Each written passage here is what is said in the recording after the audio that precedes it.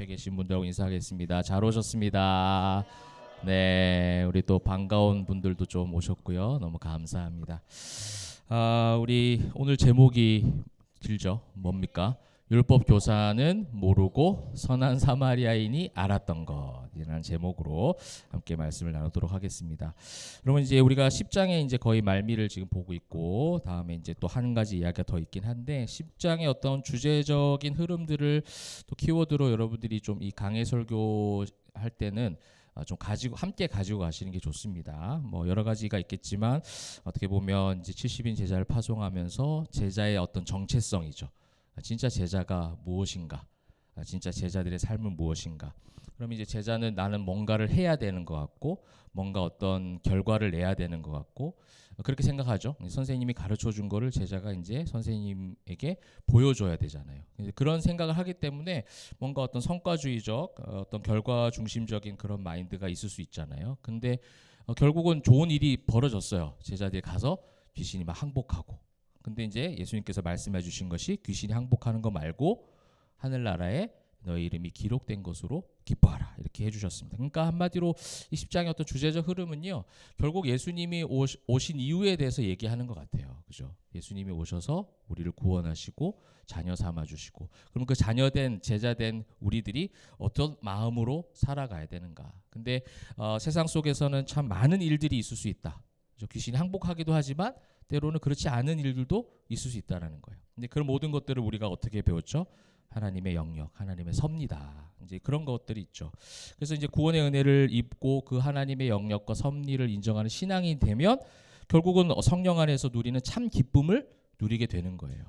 그래서 우리가 어떤 세상적인 외부적인 요소로 인해서 기쁨을 얻는 것이 아니라 진짜 성령 안에서 기뻐할 수 있는 거죠. 근데 이것이 정말 우리가 알 수 없는 영역인 것 같습니다. 인간의 어떤 지성과 노력으로 알 수 없는 하나님의 섭니다. 만약에 여러분들이 말씀이 들려지고 깨달아지고 예배 때 은혜가 되고 하는 것들이 그냥 여러분들이 그날 컨디션이 좋아서가 아니라 엄청난 하나님의 은혜예요.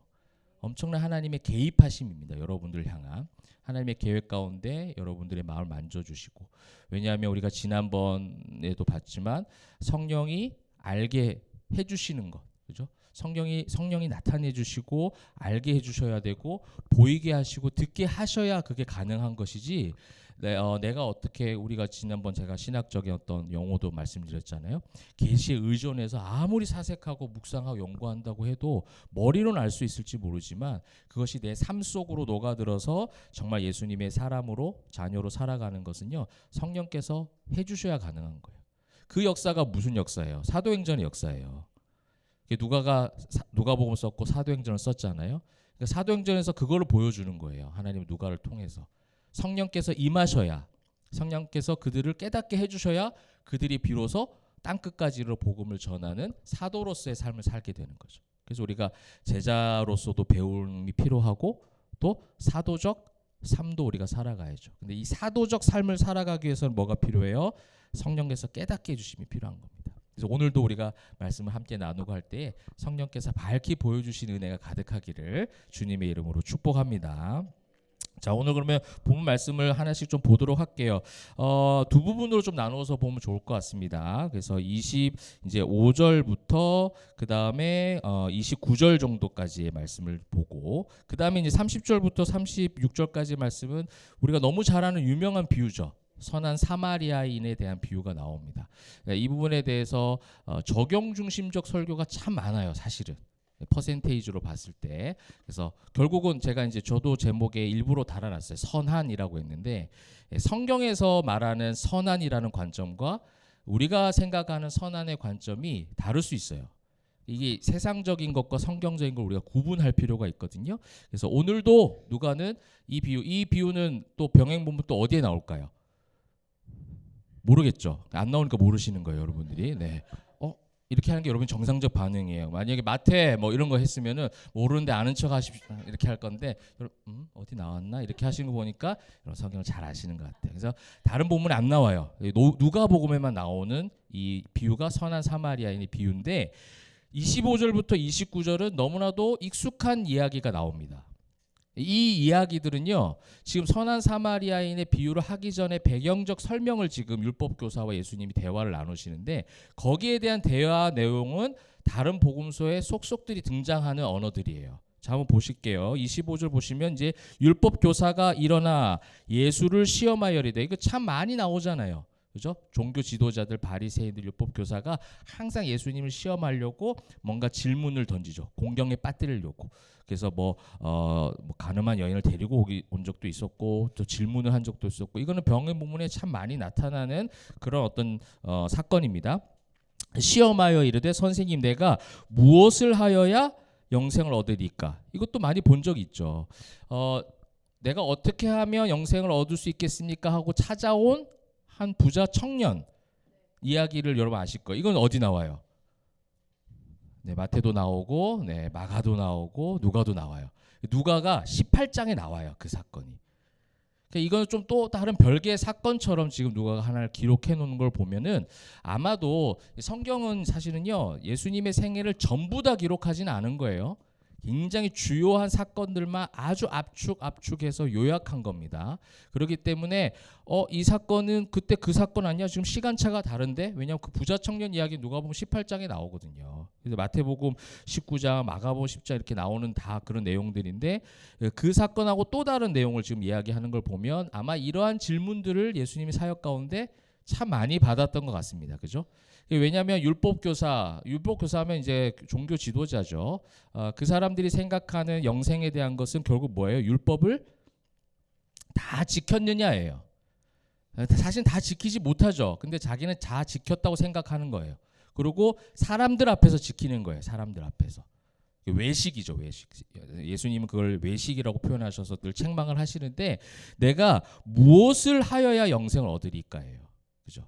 여러분, 이 질문에 대해서는 이제 포에마 교회 성도님들은 아실 거예요. 여러분, 무엇을 하면 영생을 얻을 수 있습니까? 교회를 열심히 잘 다니면 영생을 얻을 수 있습니까? 아니죠. 또 헌금을 많이 하면 영생을 얻을 수 있어요? 봉사 헌신을 많이 하면 아니잖아요.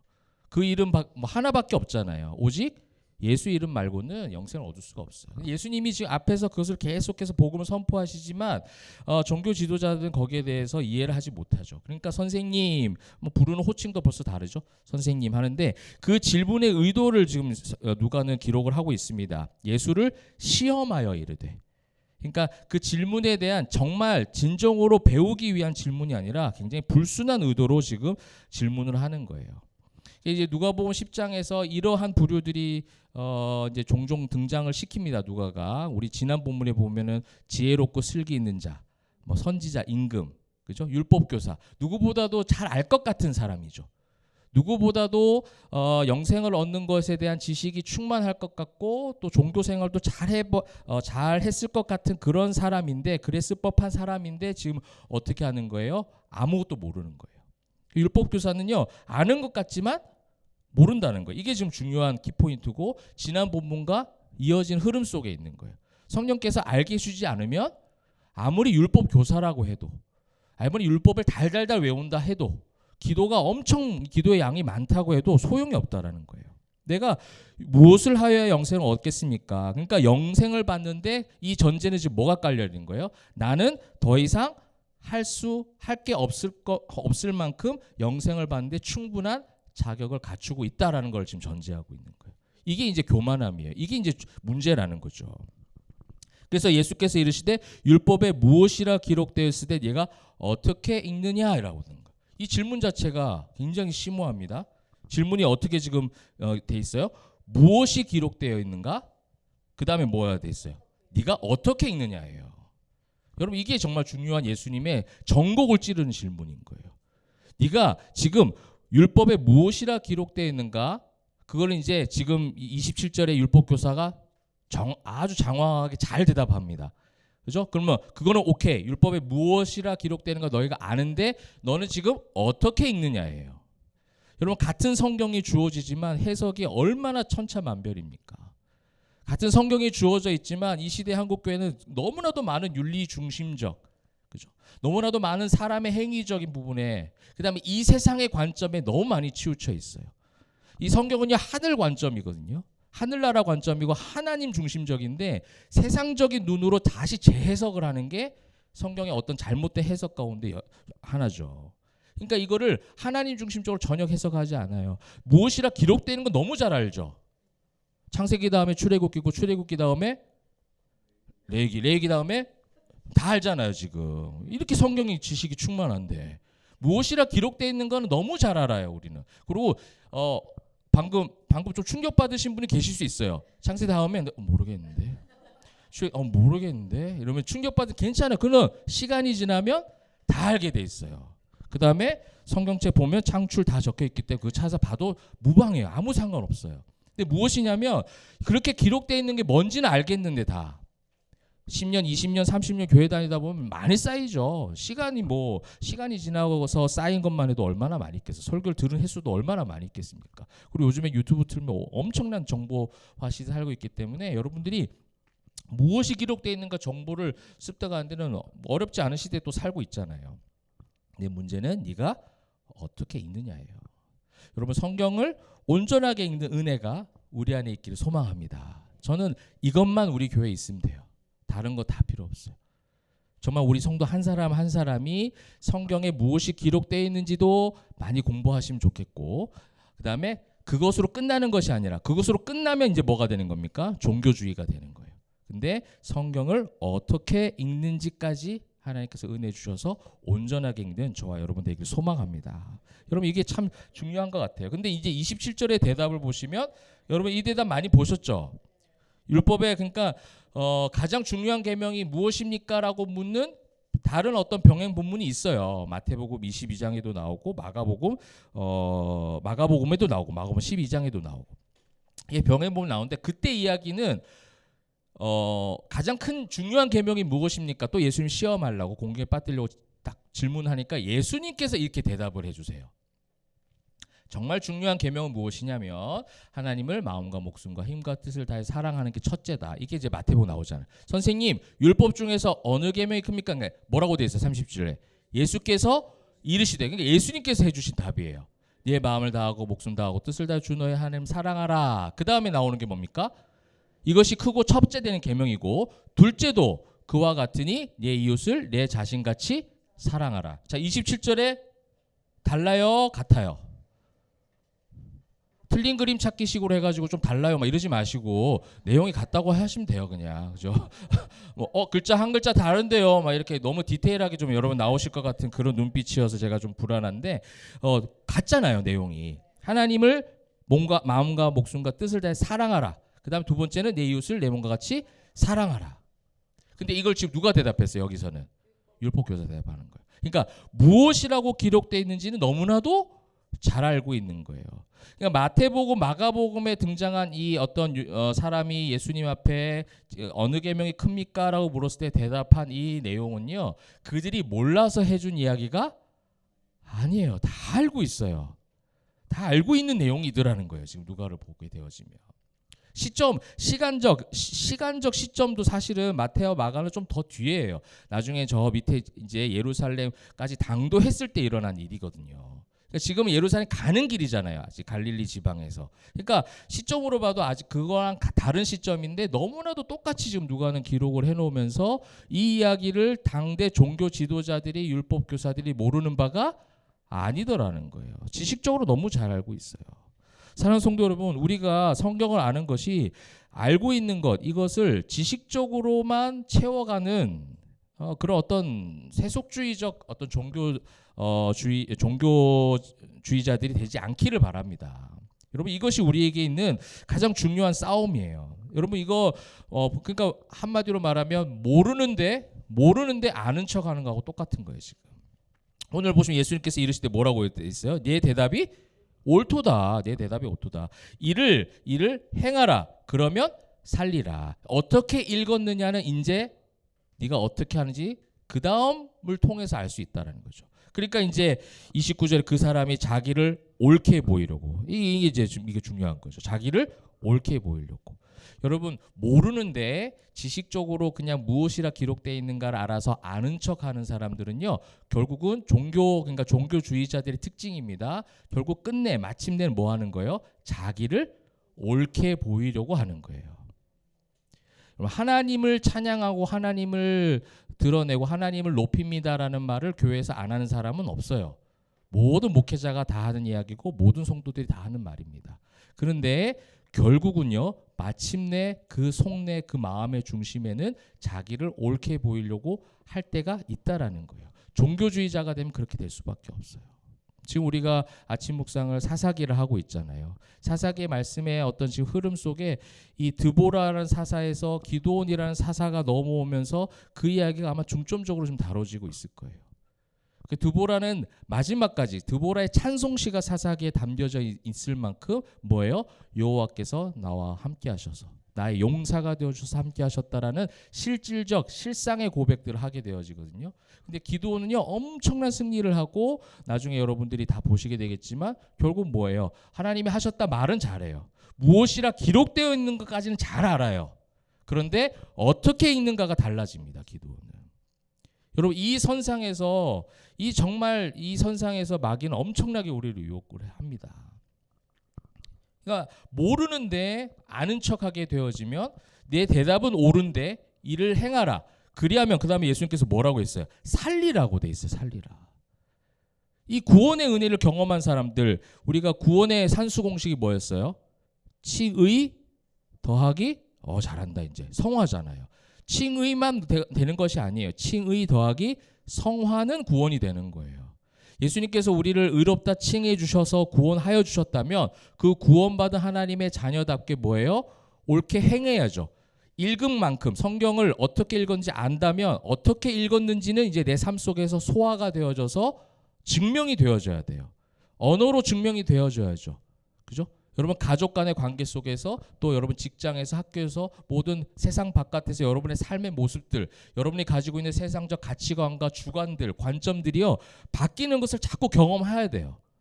성경을 읽는데 성경을 많이 배우는데도 불구하고 이전과 똑같은 모습이라면 여러분 거기에서 정말 여러분 진짜 하나님 앞에 온전하게 정말 하나님을 묵상하고 간절하게 구해야 돼요.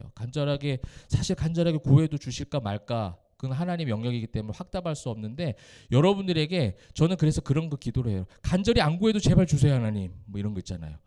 어차피 하나님 주신 거라면 간절히 안 구해도 하나님 우리 사랑하는 성도들에게 그 은혜와 그 기적을 허락해 달라고. 그죠? 왜냐면 뭐 어떻게 해서 다 주어지는 것이 아닌 걸 우리 너무 잘 알기 때문에. 여러분 그 은혜가 여러분에게 있길 소망합니다. 정말 그 구원의 은혜가 있다면 정말 하나님을 찬양 하나님 높입니다라고 했을 때는 그런 거를 성경을 읽었다면 하나님을 마음과 목숨과 힘과 뜻을 다하며 사랑하는 것이 첫째입니다. 그다음에 두 번째는 내 이웃을 내 몸같이 사랑하는 것입니다. 그렇게 기록한 것을 읽었다면 이제 그걸 어떻게 해석하고 세상 속에 살아가느냐라고 했을 때 자기를 옳게 보이려고 예수께 여짜오되 그러면 내 이웃이 누구이니까 이렇게 지금 가버린 거죠. 그렇게 고백을 해놓고서는 옳게 보이려고 그러면 내 이웃이 누구입니까? 이건 무슨 어떤 의미겠어요. 자기가 생각할 때는 자기 주변에 자기가 선별한 이웃들이 있는 거예요. 자기가 했던 이웃이 있는 거예요. 자기가 자기의 의로움을 아는 이웃들이 있고 그 이웃들에게 한 행동을 통해서 지금 옳게 보이려고 지금 하는 것이죠. 여러분 내가 생각하는 삶의 영역이 있어요. 그 다음에 하나님이 생각하는 삶의 영역이 있을 수 있겠죠. 이것이 점점점 같아지는 게 성화예요. 점점점 같아지는 거죠. 이게 구별돼서 살아가는 게 종교인인 거예요. 종교인. 주일 썬데이 크리스찬, 일명 썬데이 크리스찬이라고 하잖아요. 그냥 교회 썬데이 크리스찬은 그래도 솔직하기라도 해요. 자기는 썬데이 크리스찬이라고 얘기하거든요. 근데 문제는 뭐냐면 자기는요. 그 에브리데이 크리스찬이래요. 그래서 주일 예배도 가고 새벽 기도도 가고 수요 금요 다 한대요. 그런데 에브리데이 그렇게 크리스찬이라고 해놓고서는 뭐예요? 자기의예요. 자기를 옳게 보이려고. 수많은 목회자들과 수많은 이 시대의 한국교회 성도들이 빠져있는 함정이 이거예요. 하나님께 영광 올려드릴 하나님이 기뻐하시는 일인가. 우리가 지금 연말에 보면은 다른 교회가 좀 특별하게 성탄절 예배를 성탄절 당일에는 우리는 모이지 않아요. 그래서 다음 주일날 주일 예배를 성탄 감사 예배로 드립니다. 왜 그러면 누군가 그러겠죠. 성탄절 예배 안 하는 교회라고 하겠죠.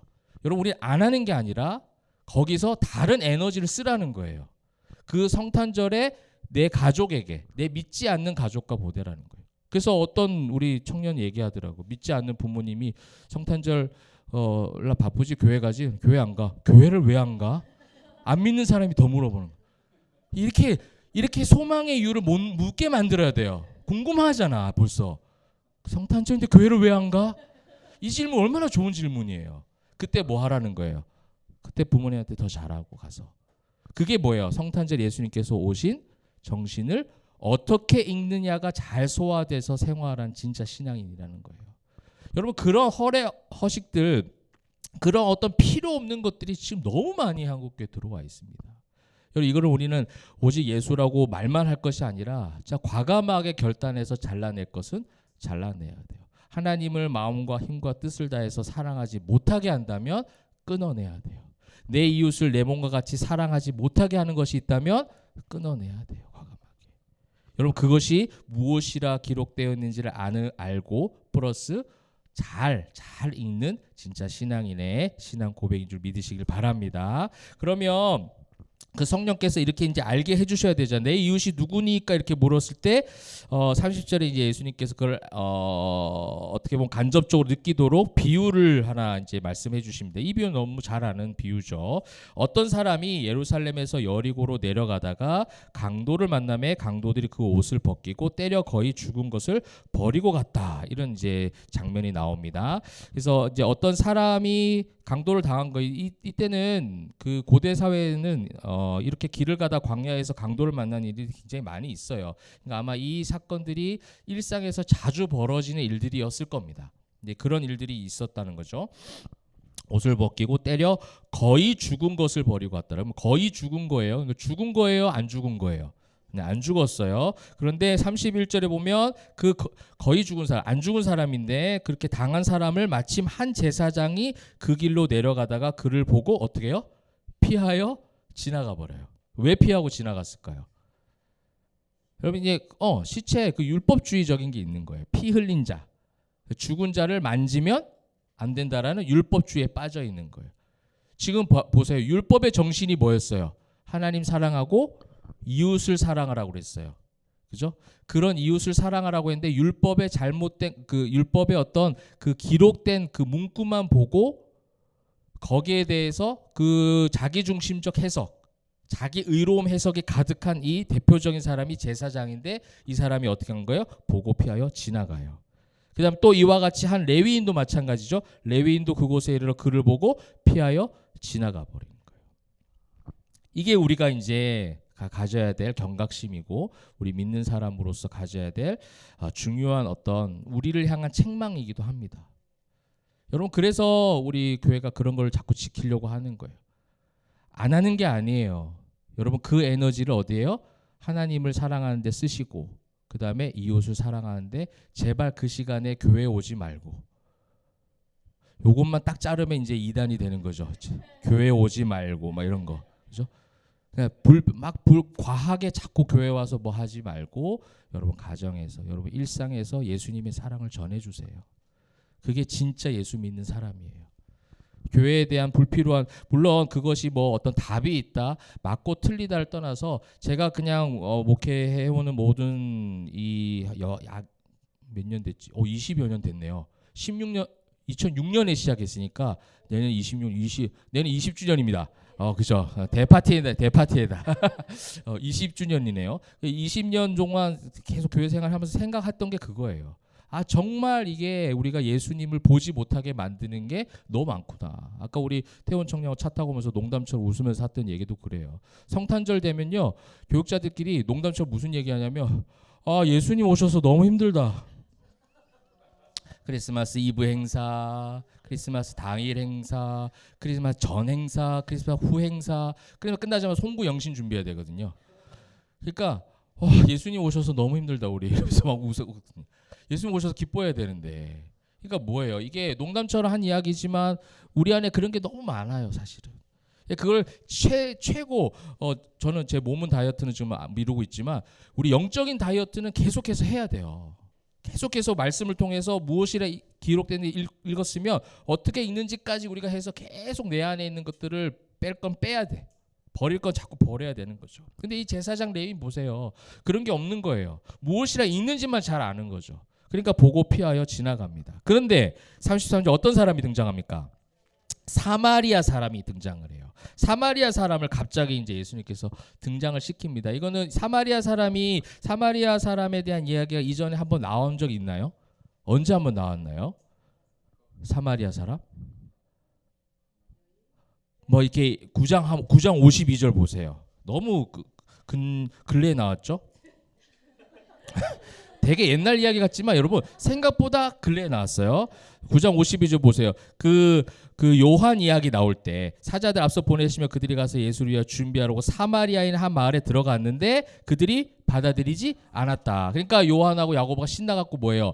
불을 내려서, 그러니까 그렇게 멸망받아 마땅할 도시가 사마리아인데 지금 완전히 극단적, 그죠? 비유잖아요. 제사장과 레위, 누가 봐도 그 사람을 도와줄 것 같았던 사람인데 보고 피하여 지나갔는데 이 불을 받아서 멸망해야 될 도시인이었던 사마리아. 그래서 평생 유대인들이 배척하고 길도 돌아서 가고 상종하지 않았던 죄인 중에 죄인이었던 사마리아 사람이 어떻게 했느냐?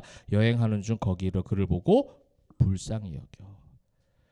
여러분 이것이 이제 성령께서 하시는 방법이에요. 교회를 오래 다녔다고 해서 목사라고 해서 직분자라고 해서 이렇게 이런 하나님을 사랑하고 이웃을 사랑하는 마음이 있는가? 저도 이 말씀을 묵상하면서 계속해서 이번 주에 싸웠던 내용이 바로 그거예요. 말은 그렇게 하는데 난 진짜 사랑하나? 이게 어떤 의심이 아니라 거기에 대한 자기 질문이에요. 끊임없이 자기 질문이에요. 근데 우리는 자기 질문보다 뭐예요? 너 사랑하냐? 이런 거 하잖아요. 너 하나님 사랑할 맞아요? 당신? 이런 거 하잖아요.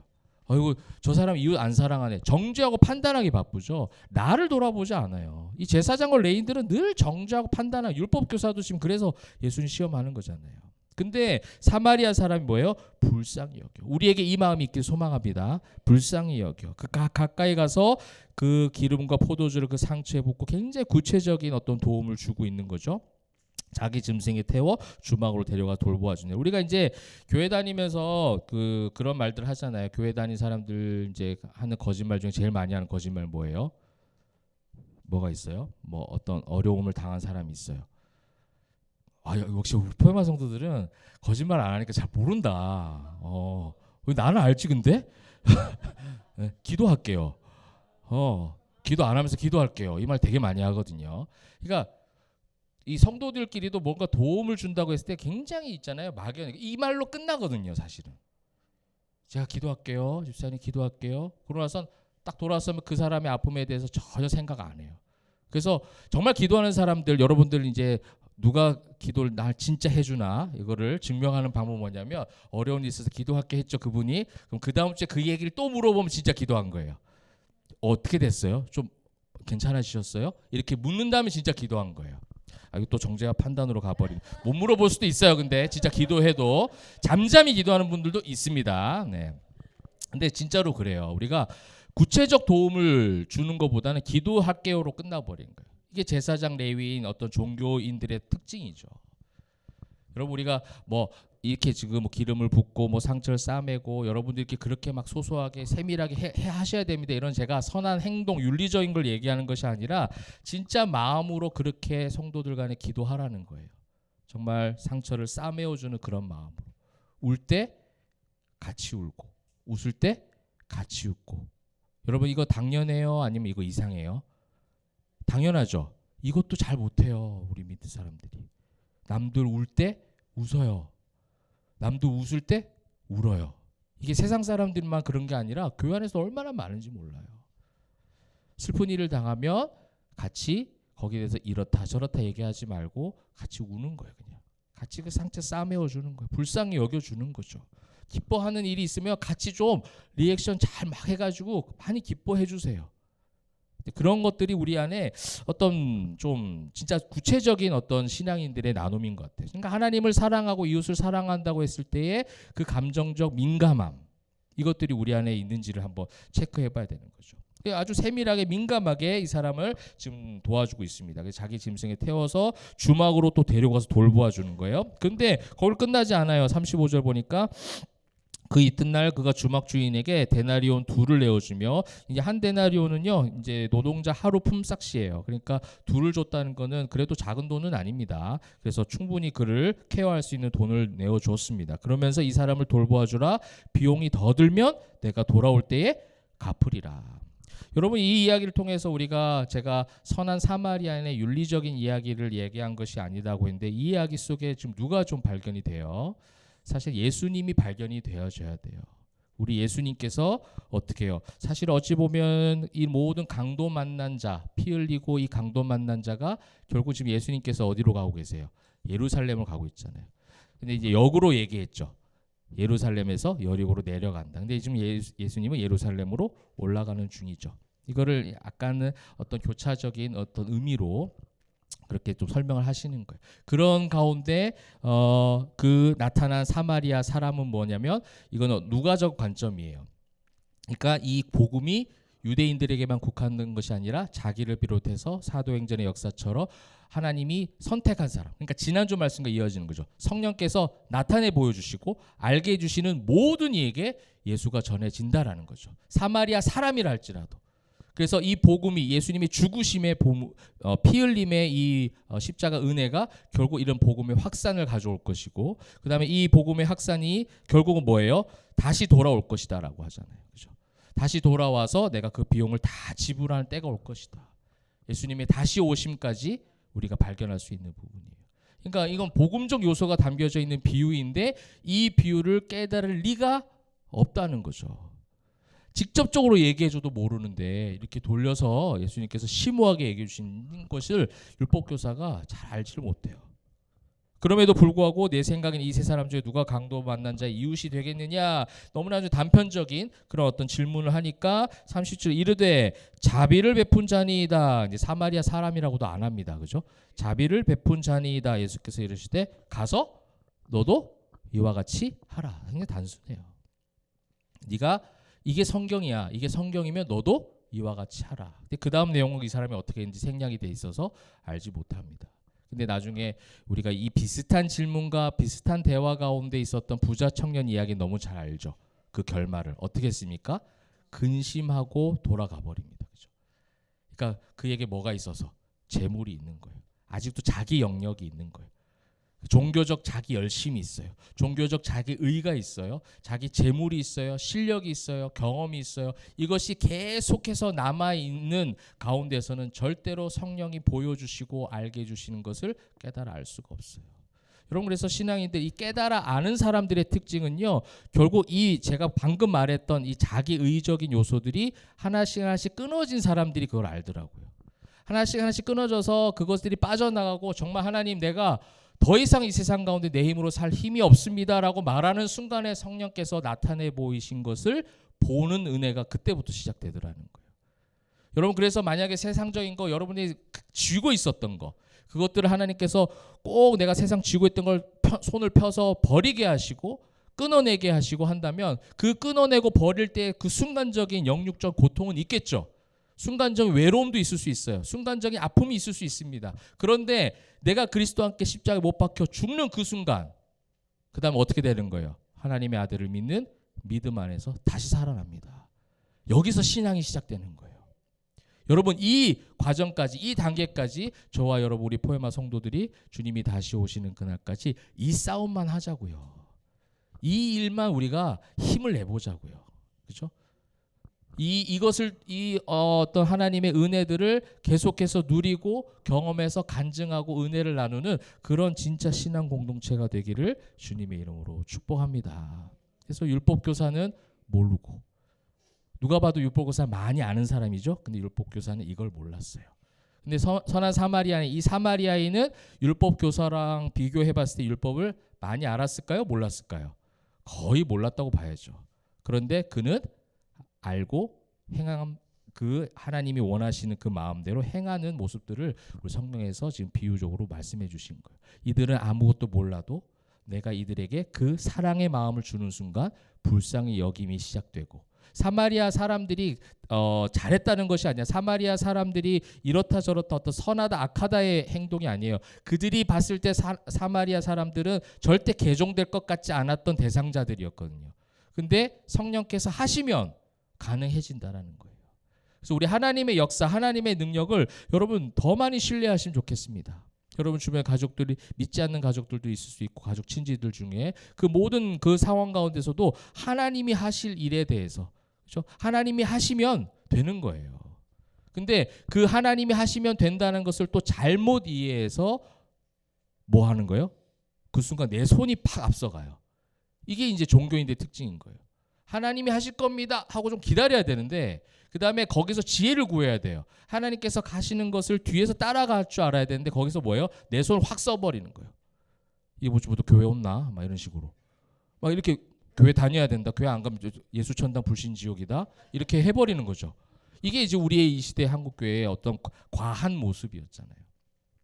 여러분 이 어떤 속도 조절, 이 균형 감각, 어떤 이런 영적인 균형들을 우리 포에마 교회가 잘 또 건강하게 잘 갖추어서 연말 연시에 많은 사람들도 여러분 만나는 시간 가운데 있잖아요. 그 시간 가운데 과하게 얘기하지 마시고 또 그 만남 가운데 여러분들이 가지고 있는 그런 사랑의 메시지들, 여러분 가지고 있는 여러분 언어, 여러분 얼굴, 그죠? 그런 어떤 무례하지 않는 예의, 그죠? 어떤 그런 삶 속에서 실제적 도움이잖아요. 오늘 사마리아인처럼 기름을 붓고 상처를 싸매어주고 데려다주고 이런 것들. 그죠? 여기 이 속에서 지금 율법을 전한 거는 하나도 없어요. 그죠? 이 죽었구나, 죽은 시체다 하고 지나가는 제사장 레위인들은요, 이 사람을 아예 그런 어떤 영혼으로 그런 도움이 필요한 영혼으로 생각하지 않고 그냥 지나가 버렸지만 사마리아 사람은 그 영혼에게 도움이 필요해서 그 도움의 손길을 내밀었던 것처럼 여러분 그러한 세밀한 또 민감한 손길들이 여러분을 통해서 잘 전해지시기를 주님의 이름으로 축복합니다. 아멘. 말씀을 맺도록 하겠습니다. 이 목회 현장에서 제가 이제 목격하는 진짜 신앙인들의 대체적인 모습들은 뭐냐면요, 잘 모르는데 잘 안다는 거예요. 여러분들 어려운 말일 수도 있는데 잘 모르는 것 같은데 잘 알아요. 이게 진짜 예수 믿는 사람들의 어떤 특징이더라고요. 여러분 제가 이제 이렇게 막 설교를 하고 성경 공부를 하다 보면 좀 어려울 수도 있고 어려운 내용들을 해요. 그러면 이제 설교 때문에 설교가 좋아서 설교에 대한 부분들을 또 말씀을 알아서 지식을 배워서 그렇게 제가 은혜를 받았습니다 하는 것보다 여러분들 어떤 경우 있냐면 설교는 어려워서 아직은 잘 제가 모르겠어요. 근데 하나님의 사랑이 예수님의 구원하심이 믿어져요. 저는 이게 더 기쁘더라고요. 원래 이게 더 안 기쁘거든요, 목회자는요.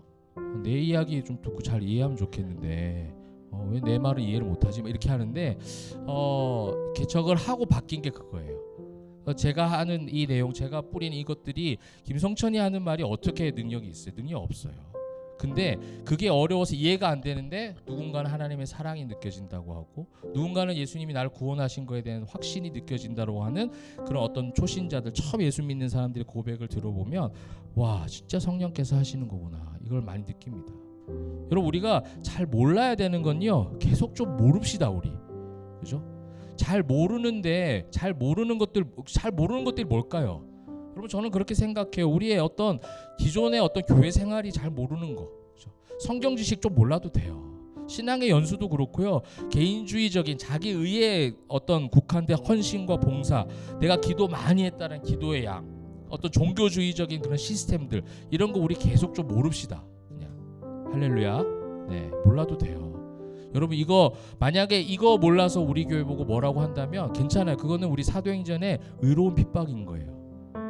우리는 그거 잘 몰라도 돼요. 그럼 우리 잘 아는 거 뭐예요? 굉장히 단순하죠. 너무 쉬워요. 그렇게 어렵게 말해놓고 마지막에 되게 쉽게 얘기한다, 그죠? 우리가 잘 아는 건 뭐예요? 예수면 돼요. 예수님만 묵상하자고요. 그 예수님 가신 십자가의 길만 보자고요. 예수님이 부활하신 그 능력만 보자고요. 다시 오실 주님만을 기대하면서 기다리면서 기쁨으로 그것만 집중해서 나아가자고요. 그러면 잘 몰라도 잘 아는 거예요. 너무 잘 아는 거예요. 그 잘 알미 은혜인 줄 믿습니다. 그 은혜가 우리 안에 가득하여져서 정말 나 같은 죄인 살리신 이름, 그 예수님은 나 충분해. 우리 안에 가장 귀한 예수님만을 진짜로 안다고 고백할 때 그 고백이 여러분 이번 성탄의 계절에 삶으로 사마리아인처럼 잘 증명이 되어지도록 여러분이 통로가 되어져서 그런 사랑과 축복의 통로로 잘 또 쓰임 받기를 주님의 이름으로 축복합니다. 아멘.